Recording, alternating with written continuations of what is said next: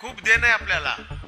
शेतकऱ्याचं आमचं कमिटमेंट आहे, जे बोललंय ते आम्हाला द्यावंच लागेल, उशीर झाला तरी जावं. आणि कर्जमाफी ही एकही माणूस शिल्लक राहणार नाही ह्याची खबरदारी आम्ही घेतलेली आहे. ज्या दिवशी आमच्या बोर्डवर येईल की सगळे शेतकरी नील झाले, त्या दिवशीच हे थांबणार आहे. ह्याला मुदत बिलकुलच नाही. सगळं अपलोड करायला वेळ लागला, मग तारीख सांगा तारीख सांगा, तारखा एक नाही. आम्ही ठरवून दिली होती 22 तारीख. कारण काय होतं तर राज्याचे मुख्यमंत्रीचा जन्मदिवस देवाभाऊचा आणि अजितदादाची पुण्यतिथी होती. हा योग धरून आम्ही त्या दिवशी पैसे टाकायचं आमचं ठरलं होतं. पण आपण आपल्या याच्यामध्ये जे 56 लाख लोकांना या योजनेचा फायदा देणार होतो, त्याच्यामध्ये अट घातली होती आपण की जे इन्कम टॅक्स भरणार आहेत त्यांना मात्र वगळ. मग इन्कम टॅक्सची यादी आमच्याकडनं होती, केंद्र सरकारकडून यादी आम्हाला याला प्राप्त झालेली होईलच वाटत होतं. आणि पत्रकाराला दुपारी 3ची वेळ दिली. पुन्हा त्यांना मेसेज केला की आपण अजून 1 तासभर थांबूया. 4ला देखील आली नाही यादी. आता तर आम्ही खोटं ठरलो अशी आमच्या मनातली भावना झाली. अधिकारी आम्ही बसून चर्चा केली, काही असो, आता 4च्या पुढे जायचं नाही म्हणजे जायचं नाही. जेवढी आपल्याकडे अपलोड माहिती आहे जिल्ह्यातल्या, महाराष्ट्रातल्या 5 लोकांची 10 लोकांची सगळ्याची घ्या. 580 काहीतरी आकडा भेटला आणि आम्ही पत्रकाराच्या समोर ते पहिल्या सोळी यादी डिक्लेअर केली. पुन्हा म्हणले की मग आता पुढे कधी करणार, अजून 1 तासाला येऊ द्या, बाकीचे आम्ही पैसे टाकणार आहोत. योगायोगानं दुसऱ्या दिवसापर्यंत आले, यादी आली, तेवढे बाजूला काढले. पहिल्या सुरू 6,22,000 शेतकऱ्याचे 5,029 कोटी रुपये आम्ही डायरेक्ट तुमच्या अकाउंटला टाकले. मग कुणाची केवायसी झाली नाही. आज देखील 50,000 लोकांची केवायसी झाली नाही. 10,000 लोकांची स्थिती बोट उमटत नाहीत. वयस्कर झालेत म्हणजे 60,000 हे लोक आहेत. 90,000 इन्कम टॅक्सची लोक आहेत. हे सगळं छाटछूट करायला वेळ आला. दुसरी यादी पुन्हा काढली 5,000 कोटीची, 6.2ची, 2-3 याद्या झाल्या. हे करत असताना, फिरत असताना प्रत्येक ठिकाणी लोकांच्या भावना आहेत. तुमच्या म्हणण्यामध्येही तथ्य नाही असं म्हणत नाही, पण खूप मोठं 40,000 कोटीची कर्जमाफी म्हणजे साधी गोष्ट नाही. आपण ह्या लोकांना काय दिलोय? तुमचं काम चालू आहे, तुमची बँक चालू आहे, चालू बाकीदाराची 50,000 तुम्हाला बक्षीस द्यायचे, पण हे चेक बंद पडलं, काहीच चालू शकत नाहीत. म्हणून त्यांना आपण सरकारने निर्णय घेतला आणि ह्या ज्यांना 2 लाखापर्यंतचा आहे आणि 2 लाखाच्या वरचे जे लोक आहेत त्या लोकांनी वरचे 25,000, 30,000, 50,000 जे असतील ते भरल्याशिवाय आम्ही पैसे 2 लाख टाकणार नाही. कारण आणि त्याची मुदत काही 8 दिवसात नाही. त्याला पैसे यायला तुमच्याकडे नसणार, आम्हाला माहिती आहे. 27 मार्च पर्यंत ठेवणार आहोत आम्ही. आणि जे लोक भरतील तेवढे पैसे आम्ही तुमच्या अकाउंटला टाकणार. कारण 2 लाख आम्ही दिलो, वरचे पैसे नाही भरलं तर ते अकाउंट तसंच थकबाकीत राहणार आहे. आतापर्यंतच्या कर्जमाफीमध्ये आणि ह्या कर्जमाफीमध्ये हाच फरक आहे. आतापर्यंतच्या कर्जमाफी केलेल्या सभासदाला, शेतकरी राजाला पुन्हा कर्ज भेटलं नाही.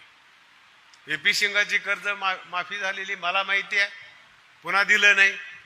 पण ह्या वेळची कर्जमुक्ती हे वेगळी आहे. एका दिवसामध्ये एवढं तुमचं जे मुद्दल आहे कर्ज, तेवढं कर्ज बँका तुम्हाला देणार आहेत. सरकार तुमच्या पाठीशी मागं ठाम आहे. हा फरक आहे. नाहीतर व कर्जमाफी केली पुन्हा काहीच नाही. आणि ते लगेच चालू आहे. 1 ते 2 दिवसामध्ये कर्ज वितरण करायचे अशा प्रकारचे आदेश दिलेले आहेत. मग MG बँक, जे महाराष्ट्र ग्रामीण बँक म्हणतो, त्यांचे 1,000 कोटी रुपये, त्यांनी ती तोट्यामध्ये बँक आहे. ते OTSला मान्य करू शकत नाही. आमच्याच अगोदर आमचा कारभार तोट्यामध्ये आले, आम्ही याच्यामध्ये समाविष्ट होऊ शकत नाही. आमच्यासाठी सरकारने वेगळा निर्णय घ्यावा. आणि आम्ही त्यांनी जर मान्य केलं तर त्यांचे 1,000 कोटी तोटा आणि आपले 200 कोटी म्हणजे 1,200-1,300 कोटी महाराष्ट्र बँक अडचणीत येणार होती. मग काल बुधवारी मुख्यमंत्री महोदयाने सांगितले की आपण सगळा खर्च बेअर करू आणि 1,000 कोटी त्यांचे सगळे देऊन टाकू. मग ते एक झालं की दुसरं, दुसरं झालं की तिसरं. तुम्हाला एवढंच वाटतंय? अजून दुसरे खूप देणं आहे आपल्याला. शेतकऱ्याचंच आमचं कमिटमेंट आहे. जे बोललंय ते आम्हाला द्यावंच लागेल, उशीर झाला तरी द्यावं लागेल. आणि कर्जमाफी ही एकही माणूस शिल्लक राहणार नाही, ह्याची खबरदारी आम्ही घेतलेली आहे. ज्या दिवशी आमच्या बोर्डवर येईल की सगळे शेतकरी नील झालेत, त्या दिवशीच हे थांबणार आहे. ह्याला मुदत बिलकुलच नाही. म्हणून शेतकऱ्यांनी काळजी करायचं कारण नाही, प्रामाणिकपणानं करावं.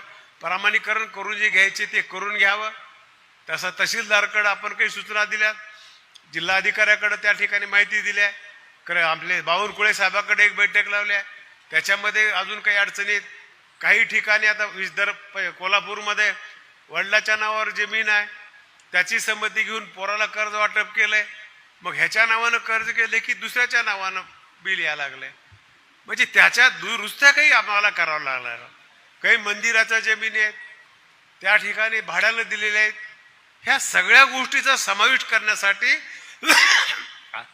आम्हाला वेळ लागलेला आहे. आताच कोरेअप्पाचा मला फोन आला, सभागृहात मी 2 वेळेस उत्तर दिलंय.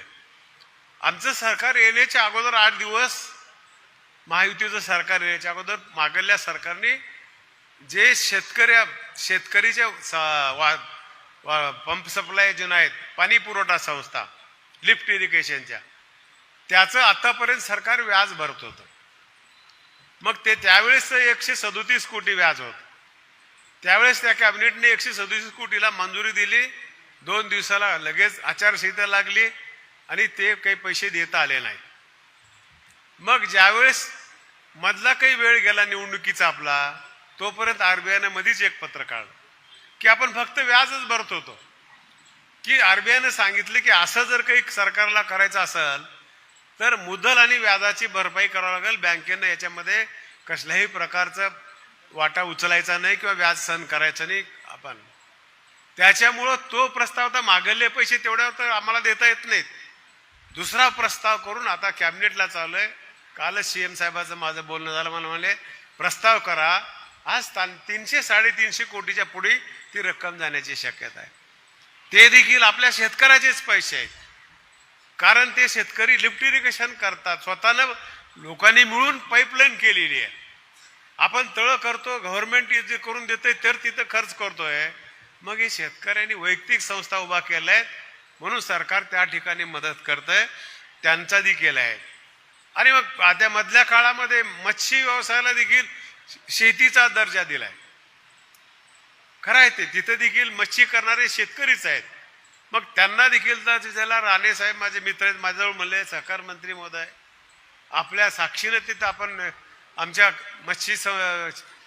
शेतीचा दर्जा दिलाय आणि मग त्याचा समावेश आमचा बी त्याच्यामध्ये करा.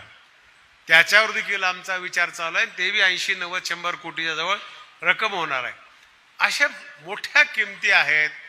आता सगळ्या बऱ्याचशा लोकांच्या सूचना दिल्यात, पत्र दिलेत. शिंदे मामाने एक पत्र दिलंय, इथे रेणापूरच्या मोठेगावच्या मामाने एक पत्र दिलंय, पत्रकारांनी काही मागं पत्र दिले आहेत आणि शेतकऱ्यांना देखील दिले आहेत.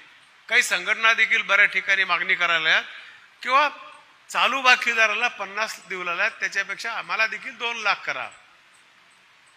तशा प्रकारची बघू, आपण सगळे चर्चा करू. ही कमिटी मुख्यमंत्र्याच्या नेतृत्वाखाली पुन्हा तयार केली आहे. अगोदर हे सगळं होऊ द्या. ह्याच्यात अजून किती वाचतंय किती वाढतंय बघू द्या. त्याच्यानंतर मग काय करता येईल ते बघूया. सगळे एकदाच आपण बोलून जमणार नाही. त्याची व्यवस्था पैशाची करावं लागेल, राज्याचा विकास इकडं करावा लागेल आणि जे बोललंय ते पूर्ण करायचा प्रयत्न आपल्याला करावा लागेल. आणि ते देखील काही कमी नाहीत आहेत. 23 लाख होते लोक, 23 लाख 23 लाख गुणिले 2 लाखाची मागणी, 23 दुनी 56, 5600 कोटी.